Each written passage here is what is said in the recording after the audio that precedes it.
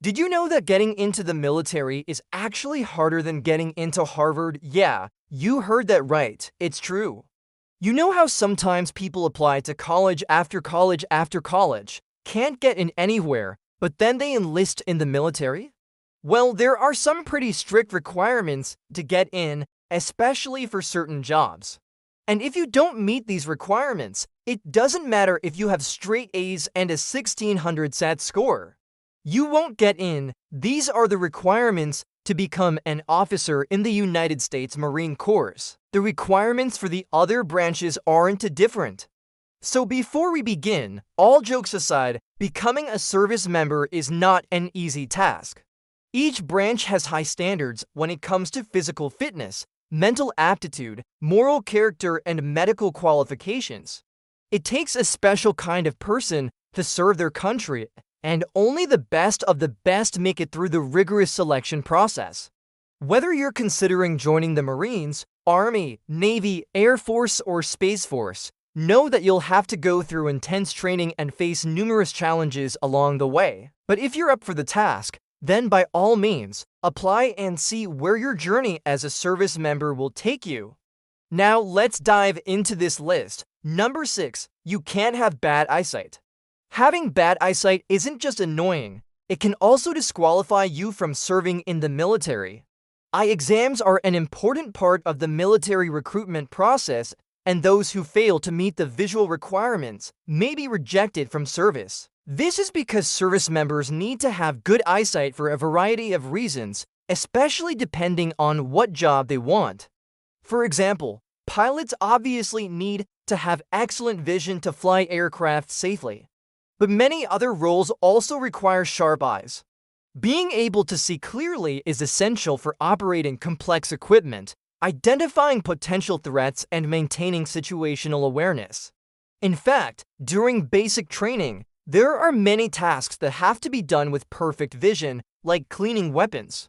If you can't see, you could put yourself and others at risk. Those who serve in combat zones need to be able to react quickly to changing situations and make split-second decisions. Bad eyesight can impair your ability to do so, putting yourself and others in danger. That's why it's important to maintain good eye health and to schedule regular checkups with an eye doctor. By taking care of our eyes, we can ensure that we're able to serve our country to the best of our ability. And with the advancement of technology, there are now more options than ever for those with vision problems. Contact lenses and laser surgery are just two examples of ways that individuals can improve their eyesight and qualify for military service.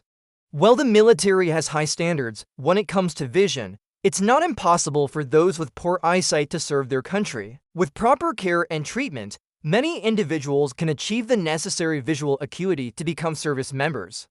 Overall, having good eyesight is crucial for serving in the military, whether it's for operational, safety, or tactical reasons. By taking care of our eyes and maintaining good eye health, we can ensure that we're ready to serve our country in the best way possible.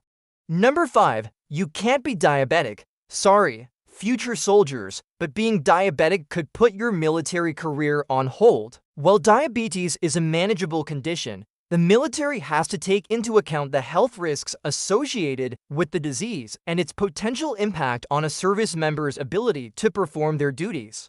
In fact, diabetes was considered a disqualifying medical condition for military service until 1972. Since then, the military has come a long way in terms of accepting service members with diabetes. Today, many qualified diabetics are able to serve their country with pride and distinction. However, it's important to note that those with diabetes must meet certain medical standards to be eligible for service. This includes maintaining good blood sugar control, undergoing regular medical checkups, and being willing to make lifestyle changes to manage the disease. Despite these challenges, countless diabetics have proven that they can excel in the military. They undergo rigorous training and meet the same high physical and mental standards as their peers. Many diabetics even serve in combat roles where their skills and bravery are put to the ultimate test. As the military continues to evolve and become more inclusive, we can expect to see even more diabetics breaking barriers and achieving new heights in their careers. Just remember, if you have diabetes, don't let it hold you back from pursuing your dreams of serving in the military. With hard work, determination, and a positive attitude, you can overcome any obstacle and achieve anything you set your mind to. And who knows, you might just find that serving in the military is the perfect opportunity to prove your strength, resilience, and dedication to your country. Number 4, you can't have asthma. That's right. If you've got asthma, you might have to take a different path to serving your country. It's because having asthma can be a significant health concern, especially in high-stress, physically demanding situations. The military is no stranger to these types of conditions, and they take the health of their service members very seriously. That's why there are strict guidelines and regulations in place regarding asthma and other respiratory conditions. But don't worry, this doesn't mean that you can't serve your country in any capacity. There are still plenty of options available for those with asthma to make a difference. For example, you could consider serving in a support role behind the scenes or explore opportunities in the civilian side of the military-industrial complex. Who knows, maybe one day the medical technology will advance to a point where asthma won't be a barrier to military service anymore. But until then, there are still many ways to contribute to the armed forces and protect our nation. So if you've got asthma and you're looking to serve your country, don't give up. Do your research, explore your options, and find a way to make your mark on the world. Number 3, run 2 miles at certain times. That's right. The military takes physical fitness seriously, and running 1.5 miles is just one of the many tests that recruits have to pass. Whether you're aiming to join the Army, Navy, Air Force, Marines, or Space Force, you'll need to be in top physical condition to qualify. But don't worry, you don't need to be a track star to succeed. With enough training and preparation, anyone can pass the running portion of the ASVAB and get one step closer to their military career. One thing to keep in mind is that the time requirement for the 2-mile run can vary depending on factors such as age and gender.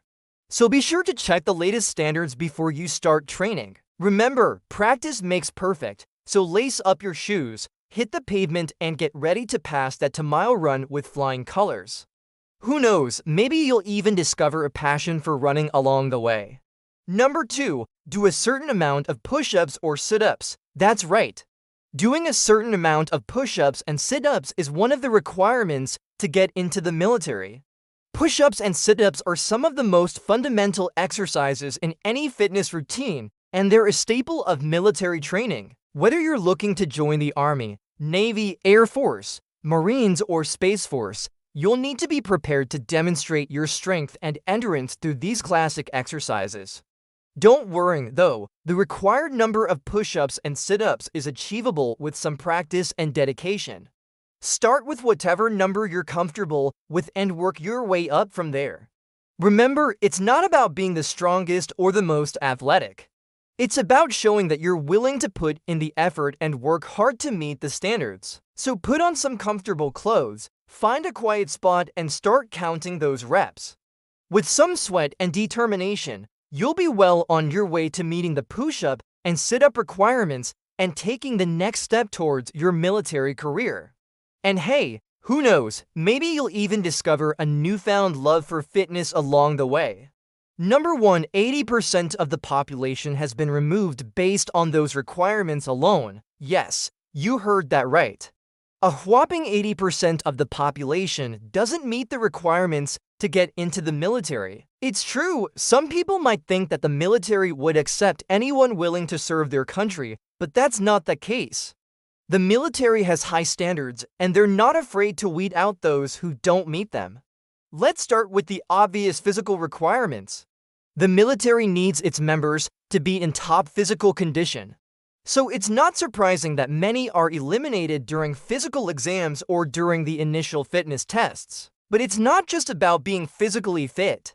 The military also requires its members to be mentally sharp.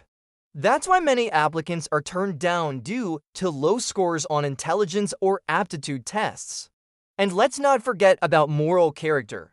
The military takes the character of its members seriously since they put their lives on the line every day. So it's understandable that those with criminal records or a history of substance abuse or addiction are often disqualified. But wait, there's more. There are other less obvious reasons why people are turned down. For example, having certain medical conditions like asthma or diabetes can disqualify an applicant, as can being overweight or underweight. And if you thought that tattoos were just a quirky personality trait, think again. The military has strict policies about body art, and many applicants are rejected because of their ink. But it's not all bad news. There are still plenty of people who do make the cut. Those who pass all the tests and meet all the requirements are rewarded with the privilege of serving their country. These men and women are the best of the best. They're physically fit, mentally sharp, and have impeccable moral character. So the next time you think that the military accepts anyone, just remember that only a select few make the cut. It's a tough but necessary process to ensure that the military is only made up of the most qualified and dedicated individuals. And if you're one of those people, then congratulations! You're part of an elite group that's ready to serve and protect. If you enjoyed this video, please leave a like and comment. We appreciate your support and hope to see you in the next one. Thanks for watching.